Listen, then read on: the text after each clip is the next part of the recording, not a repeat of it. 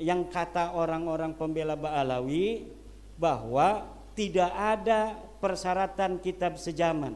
Ini pengarang kitab Rasail fi Ilmil Ansab, Sayyid Husain bin Haidar Al-Hashimi adalah ahli nasab. Dia mengarang kitab Ansab Ummahatil Mukminin. Nasab-nasab istri-istri Nabi semua dikarang oleh dia nih. Yang ngarang kitab Rasail fi Ilmil Ansab. Dia seorang adabi, seorang ahli sastra, dia seorang sejarawan. Hari ini masih ada orangnya. Cuma orang-orang yang seperti ini susah. Saya cari alamatnya nggak ketemu. Kalau nyari alamat saya, bapak-bapak ini sangat mudah sekali. Lihat di internet, Imaduddin Usman Al-Bantani ada alamatnya. Bahkan ada Google Map-nya. Jadi kalau Ba'alawi mau ngebom itu gampang sebenarnya. Cuma kan ada doa Wali Songo yang menghalangi. Allah.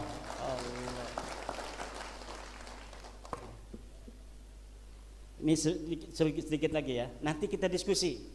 Takut masih ada yang ingin ditanyakan atau tidak setuju, enggak apa-apa. Jangan berantem. Masing-masing aja nanti kalau nggak setuju. Seperti agama Islam datang, Kristen terus ada, ya. Waktu itu dulu Yahudi datang, Allah ngutus lagi Nabi Isa supaya pada sadar Yahudi, nggak sadar Yahudi. Nabi Isa jalan, Yahudi jalan. Nyimpang lagi nih agama Kristen nih, diturunin lagi Nabi. Setelah diturunkan Nabi Muhammad SAW, orang Kristen, orang Yahudi, hei sadar semua, enggak juga. Tapi pasti ada orang terbuka. Jadi kebenaran itu tidak mesti diikuti semua orang. Tapi minimal kesalahan dan kedustaan itu ada penyeimbangnya. Ada second opinion. Sehingga orang-orang yang berbuat dusta pada masa lalu tidak semena-mena untuk menjajah orang-orang yang hidup di hari ini demi menaikkan privilege dan ketokohannya di tengah-tengah masyarakat berdasarkan nasab yang diakui secara tidak berdasar itu. Nah ini sudah tuh kan kitab sejaman. Wa yuwazzi'u tabaqati 'alal fatrati zamaniyati allati sagalat hasilsilah. Wa yuwassiku hadhihi tabaqati minal masadiril mu'tabarati ma amkana ila akhiri tabaqatin, sampai akhir tabaqah. Itu harus ada kitab-kitab yang menyebutkannya. Kemudian mata sahhatin nisbatu lil fardi aw lil jamaah, ketika sebuah nasab sudah sahih, baik nasab individu atau nasab jamaah qabilah, fa innan nasabata yaqumu bi taqwimi silsilati wa taswibil khalalit tari'i 'alaiha. Maka seorang ahli nasab itu melaksanakan takwimus silsilah. Sama enggak deh dengan apa yang ada di kitab dengan silsilah yang dia akui. Kalau ada sedikit kesalahan, oh ini namanya Al-Asadi, di dalam kitabnya namanya Ar-Rosyadi, ini diganti. Al-Asadi ini diganti menjadi Ar-Rosyadi karena dalam kitab-kitab namanya Ar-Rosyadi bukan Al-Asadi. Itu namanya takwimus silsilah bagi seorang ahli nasab. Jadi seorang ahli nasab bukan hanya menafikan dan mengisbat, tetapi juga meluruskan nama-nama yang ditulis oleh masing-masing keluarga. Ketika diserahkan pada ahli nasab untuk diteliti, ternyata namanya ada yang salah. Harusnya Ar-Rosyadi ditulis Al-Asadi. Nah ini sering terjadi. Sunan Ampel, Sunan Giri, namanya banyak. Kadang-kadang di dalam satu manuskrip ditulis dengan nama yang satu, di dalam manuskrip yang lain ditulis nama lainnya. Ahli nasab akan tahu bahwa ini satu orang, tetapi yang bukan ahli nasab akan mengira ini orang yang berbeda karena namanya berbeda. Leluhurnya Kiai Ma'ruf itu yang namanya Raden Arya Wangsakara sebagai Bupati Tangerang di zaman Kesultanan Banten, Sultan Maulana Abdul Mafahir Mahmud Abdul Qadir dan Sultan Tirtayasa. Di Bantennya dikenal Raden Arya Wangsakara, tapi di Jogja dikenalnya Raden Arya Narantaka. Kenapa Kesultanan Jogja memanggil Raden Arya Wangsakara itu sebagai Arya Narantaka? Karena Raden Arya Wangsakara punya nenek namanya Nyai Narantoko. orang Jogja. Orang Jogja nggak mau nyebut-nyebut yang ada nama Bantennya. Pokoknya walaupun nama kamu Wangsakara di Banten, kalau kesini nama kamu Narantoko karena nenek kamu orang Jogja namanya Narantoko. Itu ahli nasab akan tahu. Oh, ini yang disebut Narantoko di Jogja adalah Wangsakara yang ada di Banten. Itu geopolitik kesultanan masa lalu. Gak mau orang Banten kalah sama orang Jogja kalah sama orang Banten. Itu gengsi karena dulu negaranya beda. Kalau sekarang satu Indonesia, harus satu nusa, satu bangsa dan satu.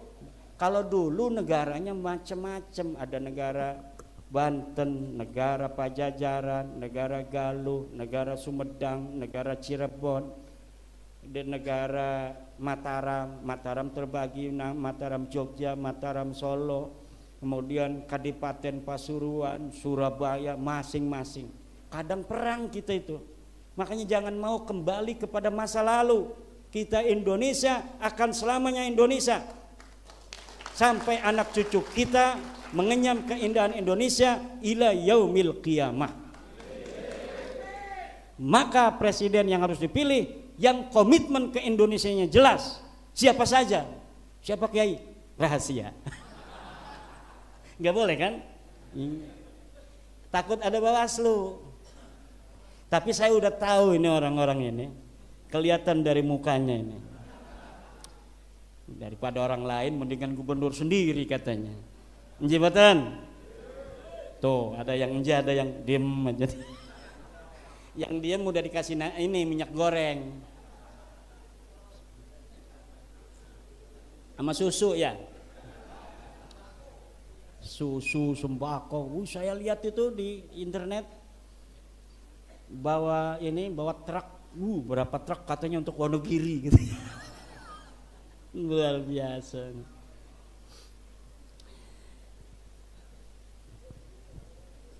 Ketika sebentar lagi, madamat sahihatan ghaira makdzubah. Kalau setelah kita meneliti nasab itu, nasabnya memang nasab sahih, maka akan dapat terverifikasi dan terkonfirmasi dari kitab-kitab nasab itu. Oh, ini ada di kitabnya, ini benar. Bapaknya namanya Ahmad, oh ada tuh disebut dalam kitab ini. Bapaknya Ahmad namanya Isa, oh ada di dalam kitab yang lebih tua. Isa nama ayahnya Muhammad, oh ada di kitab yang lebih tua lagi. Muhammad punya ayah namanya Ali Al-Uraidi, dalam kitab yang lebih tua lagi, oh ada. Setiap masa ada kitab yang sudah ditulis untuk keluarga Nabi. Ya aja keluarga kita mah 4 nama aja udah hebat kita hafal. Betul nggak? Apalagi orang Jawa yang turunan raja aja banyak yang nggak hafal, apalagi kita yang bukan turunan raja. Tapi kalau orang Arab, jangankan keluarga Rasulullah, orang Arab biasa dia hafal sampai ke Adnan, dia hafal sampai ke Yakton, dia hafal sampai ke Himyar, silsilahnya binanu sampai 100. Tapi kalau kita orang Jawa itu banyaknya hanya keluarga raja yang mau jadi raja yang nulis itu. Kenapa dia penting nulis? Warisan. Betul apa tidak? Takut ada yang minta warisannya, maka ditulis silsilah raja itu. Nah kalau kita mau warisin utang apa? Nggak ada perlu. Karena apa? Agama Islam sesuai dengan adat budaya orang Jawa. La fadla li arabiyyin ala ajamiyyin illa bitaqwallah. Tidak ada orang Arab lebih mulia dari orang Indonesia, orang Ajam, kecuali dengan takwanya. Siapa orang yang bertakwa, dia yang harus dimuliakan. Siapa orang berilmu, dialah orang yang mulia. Bukan karena dia turunan raja akhirnya dia minta privilege di tanah Indonesia ini, nggak bisa. Bukan karena dia turunan nabi akhirnya ngambil pajak sama kiai-kiai. Katanya ente ini kiai jadi kiai banyak duitnya itu gara-gara enjit, aneh. Bayar zakat sekarang, bayar pajaknya. Jadi dia mengut pajak katanya. Gara-gara para kiai itu jadi kiai kemudian banyak rezekinya, gara-gara mengajarkan ilmunya enjid aneh itu. Dan ini naudzubillah summa naudzubillah min dzalik tidak dilakukan oleh keturunan Nabi yang asli.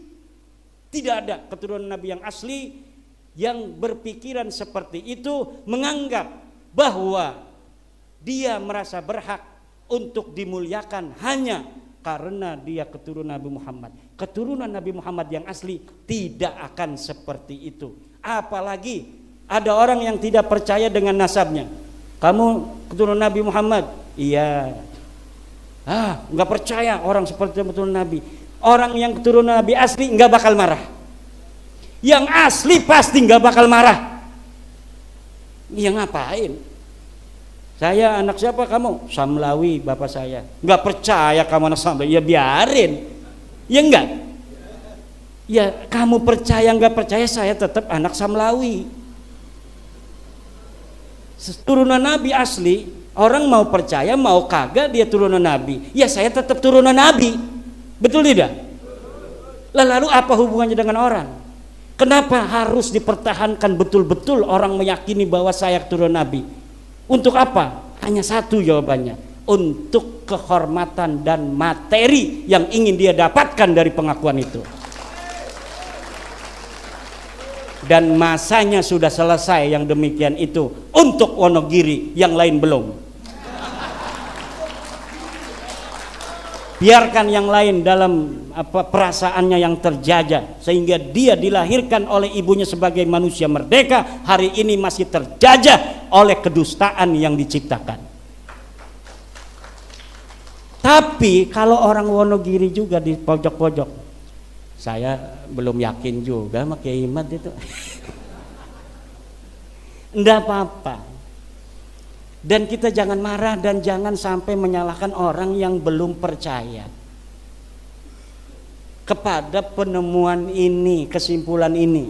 Jangan kita menganggap dia ini adalah orang lain. Tetap, karena nilai kesadaran frekuensinya berbeda sesuai dengan keadaan jiwanya.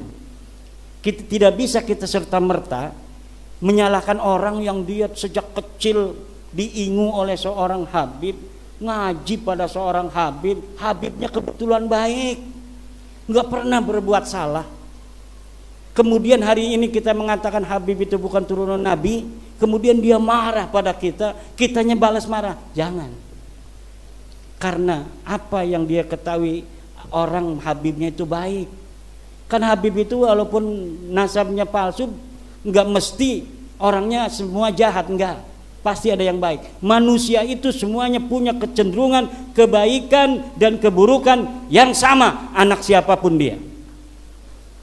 Dan potensi seseorang anak Adam untuk menjadi orang besar dalam kehidupannya, anak siapapun, keturunan siapapun sama. Buktinya turunan Nabi juga banyak yang mabok. Orang ngaku turunan Nabi tapi mabok. Ngakunya turunan Nabi, mabok. Katanya harus dikasih beras. Katanya kakinya lebih mulia daripada sorbannya kiai, walaupun dia tukang mabok. Naudzubillah, tidak ada ajaran Islam seperti ini. Kalau ada narasi-narasi yang demikian, itu adalah narasi penipu-penipu dari orang yang mengaku turun Nabi, padahal Nabi lebar dari dirinya, tidak ada kaitan antara dirinya dengan Nabi dari silsilah nasab dan akhlak. Tidak ada. Yakin, serakin yakinnya 100% orang semacam itu yang mudah mabok, mudah menghina orang, mudah mengintimidasi, tidak suka direndahkan, kalau direndahkan sedikit aja marah, maunya dimuliakan. Itu bukan ciri genetik Rasulullah Muhammad SAW. Genetik Rasulullah itu genetik tawadu, bijaksana, sopan, jujur. Ada yang menghina dia senyum, itu genetiknya Rasulullah. Dan genetik Rasulullah itu miripnya bukan dengan mereka, tapi miripnya orang Wonogiri. Kalau dia dagang bakso, ada yang utang senyum. bayarnya besok. Besoknya ini mangkok ditempahin dengan dia. Ini akhlak orang Jawa itu asbahul akhlaqi bin Nabi sallallahu alaihi wasallam. Cuma ketawaduan ini sekarang jangan dipakai 100%. Orang yang terlalu tawadu gampang dijajah. Orang yang terlalu sopan gampang ditipu. Orang yang terlalu tawadu gampang dijajah. Orang terlalu sopan gampang ditipu. Sama dengan orang yang selalu husnudon, mudah sekali ditipu. Ada maling datang, kayaknya mau maling, bukan, kita juga boleh suudon, husnudon aja. Padahal tampangnya udah kelihatan, tampang maling kan pelangap-pelongo segala macam. Lah husnudon kita kan hatinya nggak boleh suudon pada orang. Akhirnya alhamdulillah laptop dan HP-nya hilang, lagi di meja. Dia ngambil air, dia balik lagi, laptop sama HP-nya sudah hilang oleh tamu yang dia husnudoni sendiri itu. Kita harus tawadu, tapi bukan merendahkan diri di hadapan bangsa lain. Kita harus sopan, tapi bukan berarti kita bisa ditekan. Kita harus berakhlak, tapi bukan berarti kita mau direndahkan. Kalau mereka ngomong anak perempuan mereka tidak boleh nikah dengan orang Wonogiri yang haplogrupnya O. Haplogrup O itu haplogrup orang Jawa, orang Cina, orang Jepang, turunan dari Prabu Brawijaya, itu haplogrupnya O. Turunan Prabu Siliwangi, haplogrupnya O. Kalau mereka mengatakan bahwa anak perempuan mereka tidak boleh nikah dengan orang Wonogiri laki-lakinya, maka mulai hari ini orang Wonogiri harus kompak. Tidak ada perempuan Wonogiri yang boleh dinikahkan dengan para pemalsu nasab. Kalau tidak nanti anak cucunya ya jadi tukang dusta itu. Mau anak cucunya jadi tukang dusta begitu. Harus kita ini berdiri tegak di hadapan bangsa yang congkak. Orang Yahudi dalam ajaran Talmud. Ajaran Talmud ini ajaran daripada penyimpangan dari ajaran Nabi Musa. Nabi Musa itu kitabnya Taurat. Setelah Nabi Musa wafat, ada orang-orang yang menyimpangkan ajaran Nabi Musa. Ajarannya disebut apa ditulis dalam kitab namanya Talmud. Di dalam Talmud ini diajarkan orang Yahudi adalah khairus syu'ab, sebaik-baiknya bangsa di atas dunia.